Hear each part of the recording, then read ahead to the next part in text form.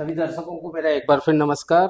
आज बड़ा गौरवान्वित फील कर रहा हूँ मैं कि मेरे साथ हैं आज इंडियन ऑर्थोपेडिक एसोसिएशन के मथुरा ब्रांच के सचिव doctor Bhaskar Tiwari. Indian orthopaedic association एक ऐसी एसोसिएशन जो हमारे समाज को लगातार अपने आप को गौरवान्वित महसूस करने के लिए प्रेरणा देती रहती है। हमारे बच्चों को, हमारे युवाओं को और ख़ास तौर से हमारे बुजुर्गों को, जो हमेशा जीवन जीने के लिए आगे रखते हैं। कहते हैं नहीं, जीवन रुकना नहीं चाहिए। जॉइंट्स, जॉइंट्स का मतलब मूवमेंट, मूवमेंट का मतलब इम्प्रूवमेंट। आइए हम सब बात करते हैं इस खास मौके पर, इस वीक के मौके पर, जो 3 तारीख से स्टार्ट होकर 9 तारीख तक चलेगा। डॉक्टर भास्कर तिवारी जो मथुरा यूनिट के सचिव भी हैं इंडियन ऑर्थोपेडिक एसोसिएशन के। सर, आपके मुस्कुराता भारत टीम में आपका बहुत बहुत स्वागत है। बहुत बहुत आप आभार। आपने हमको समय दिया। सबसे पहले तो सर ये बताइए, इंडियन ऑर्थोपेडिक एसोसिएशन के जो प्रेसिडेंट है उनकी थीम क्या है? अ, हम हर साल मोरन जैन वीक मनाते हैं और लेकिन जो इस साल की हमारी थीम है वो है old is gold. 360 degree care for the elderly, ensuring mobility, dignity and longevity. तो ये हमारी इस साल की थीम है। सर, इसमें जो ऑर्थोपेडिक अपने जो प्रेसिडेंट हैं, इसमें सर समाज के कितने, किस वर्ग को जो लोग लेते हैं, बच्चे से लेके और उम्र दराज लोगों तक, आप सब लोगों को साथ लेके चलते हो? जी। क्योंकि ऑर्थोपेडिक्स एक ऐसी ब्रांच है कि बच्चा जब से पैदा होता है और जब तक वो रहता है, जब तक ऑर्थोपेडिक्स का काम रहता है। तो सर, आप इतने सारी भीड़ को किस तरह मैनेज करते हैं?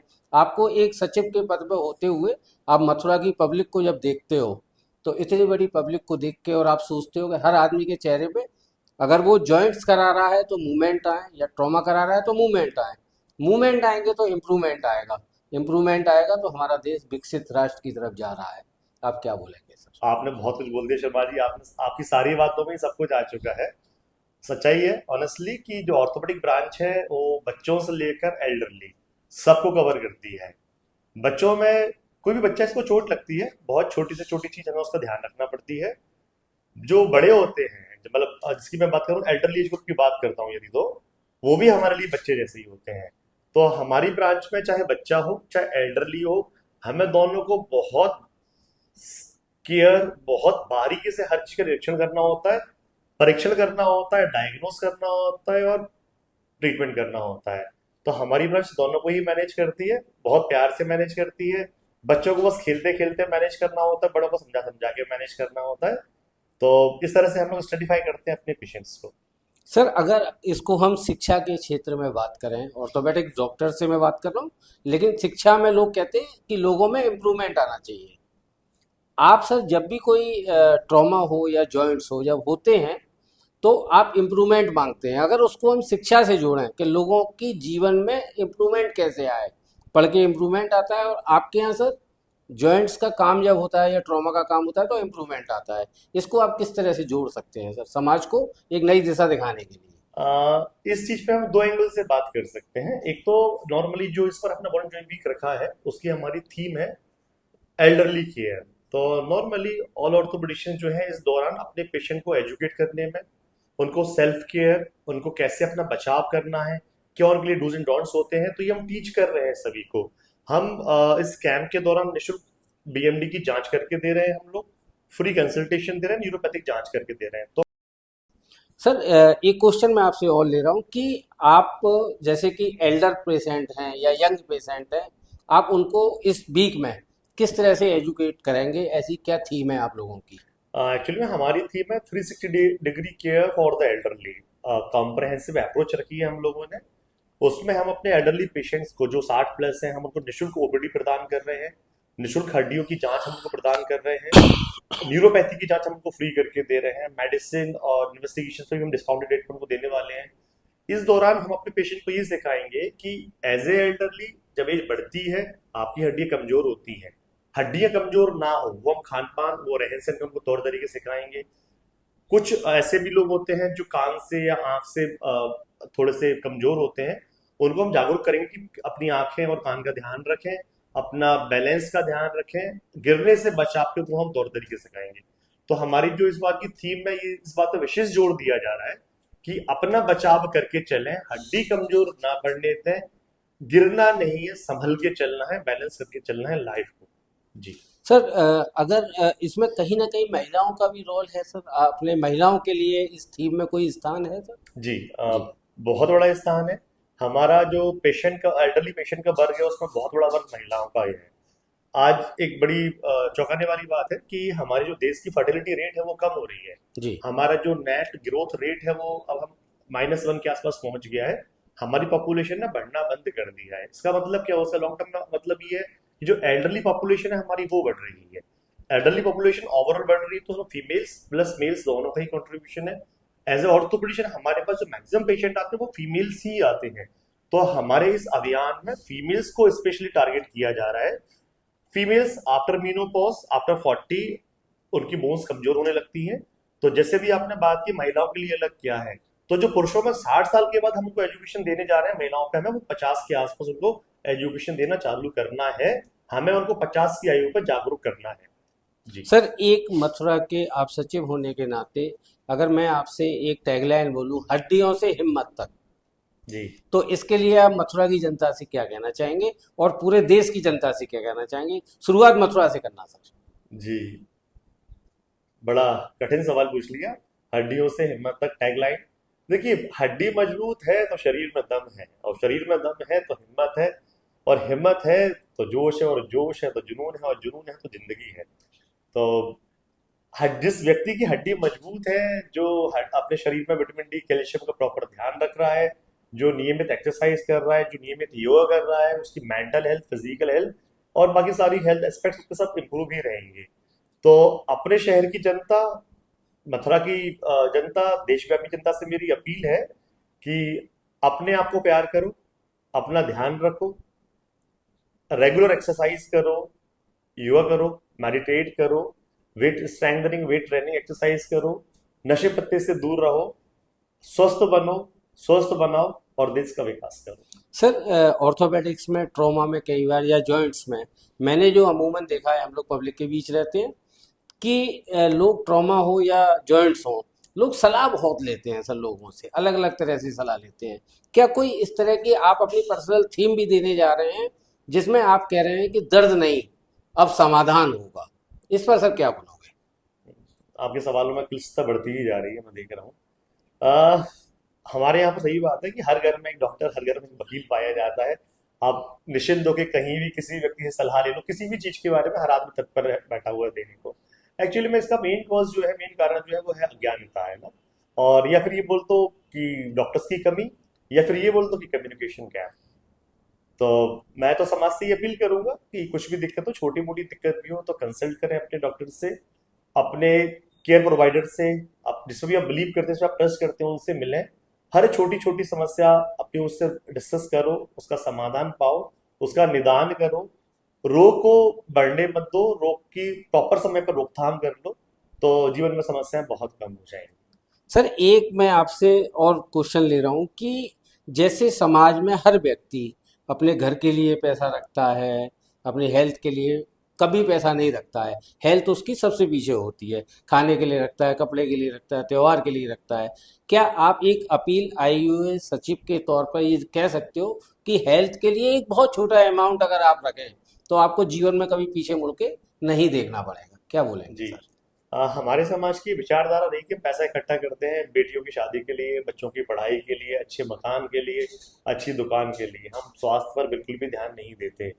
तो as a Mathura orthopaedic society का सचिव होने के नाते मैं जनता से अपील करता हूँ कि अपने लिए एक इमरजेंसी फंड हमेशा रखें, और सबसे बड़ी बात है, एक ऐसा इंश्योरेंस करा के चलें जिसमें आपकी लगभग सारी बीमारियां कवर हो जाएं।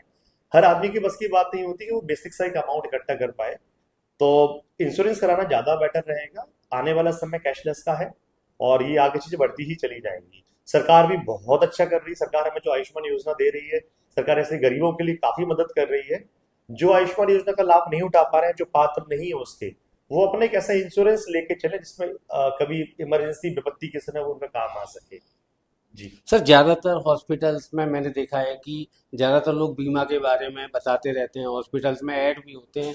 आपको क्या लगता है कितने परसेंट पब्लिक जागरूक हुई है सर इस हेल्थ बीमा के प्रति सर? बहुत कम, बहुत कम। आयुष्मान आ गया है तो आयुष्मान में तो अधिकतर जो गरीब तबका है, जो गरीब वर्ग है, वो तो उसमें पूरा कवर ही हो रहा है। लेकिन मिडिल क्लास अभी इस चीज से बहुत दूर है। जो अपर क्लास है, अपर क्लास के बाद तो सारी सुविधाएं हैं ही है। जो लोअर मिडिल क्लास है वो सबसे ज्यादा सफर करता है। तो मैं यदि परसेंटेज की बात करूं तो अब जैसे हम पहले, आज से 10 साल पहले हम काम कर रहे थे तो यदा कदा पेशेंट पे इंश्योरेंस हुआ करता था, बट अब लगभग लगभग ऑलमोस्ट 20 से 30% लोगों के पास में आज की तारीख में हेल्थ इंश्योरेंस है, लोअर मिडिल क्लास में भी। ये बढ़ जाए, आप समझ जाएं, आपका आर्थिक नुकसान ना हो जाए, तो मेरी पुनः एक अपील है कि medical insurance, health insurance, critical care insurance का फायदा उठाएं और उन्हें अपनी आजीविका का एक हिस्सा बनाएं। सर मैं कुछ रैपिड क्वेश्चन आपसे लूंगा क्योंकि हमारी टीम मुस्कुराते भारत पर काम कर रही है। जी। तो मैं रैपिड क्वेश्चन शुरू कर रहा हूँ, इसका जवाब आपको छोटा और जल्दी देना है। ठीक है। जब सर्दी में पहले जोर दर्द शुरू हो जाए तो डॉक्टर के पास जाएं या कढ़ाई का तेल लगाएं? रात को शुरू हो रहा है तो गर्म सिकाई कर लीजिए, जी। चलने लायक हो जाए डॉक्टर से मिल लीजिए। क्या जॉइंट पेन सर मानसिक स्थिति भी खराब करता है? बिल्कुल। पेन पेन एक साइन है बॉडी में, कहीं ना कुछ कमी चल रही है। जिस आदमी को लगातार पेन होगा उसके मेंटल को स्ट्रेस होगा, उसका बीपी रेज हो सकता है, तो मेंटल हेल्थ के इश्यूज आ सकते हैं।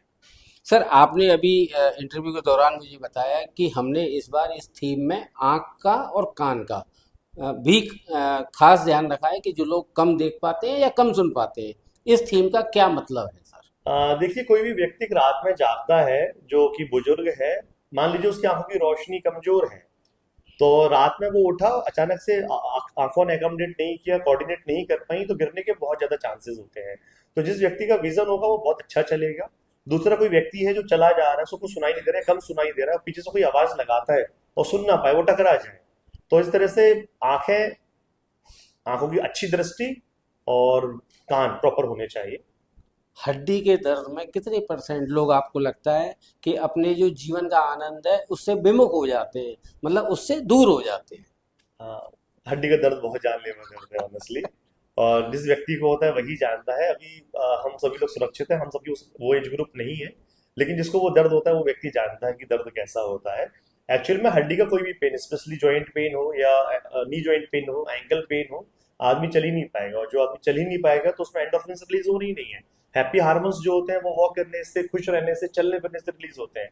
जब उसको वो अच्छे हार्मोन्स मिलेंगे तो खुश कहाँ से रहेगा वो? तो डेफिनेटली इट में affect your health also. Sir आपको लगता है हड्डियां कमजोर हो सकती हैं पर मुस्कान नहीं? ये डॉक्टर भास्कर तिवारी मथुरा की जनता से कह रहे हैं, क्या कहेंगे सर? मुस्कुराता भारत में आपका स्वागत है। हमारे शर्मा जी, उनकी थीम है मुस्कुराता भारत। ये दुनिया को मुस्कुराने का और मुस्कान ही भेंट करते रहते हैं। तो मुस्कुराते रहिए, गम भुलाते रहिए, अपने आप अपना ध्यान रखिए, सबको प्यार करते रहिए। जिंदगी बहुत छोटी, इसका पूरा आनंद लीजिए, दर्द रहित जीवन जिए।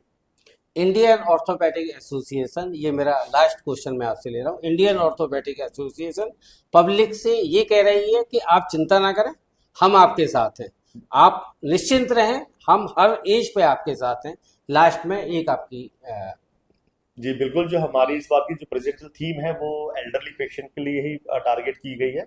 और भी एज ए ऑर्थोपेडिशियन हम लोग अपने बुजुर्गों के लिए ही काम करते हैं, क्योंकि हमारा मैक्सिमम वर्क वही है, हमारा जो मैक्सिमम प्रोफाइल है वो उन्हीं से जुड़ा हुआ है। हम चाहते हैं कि सभी बुजुर्ग अपना ध्यान रखें, स्वस्थ रहें।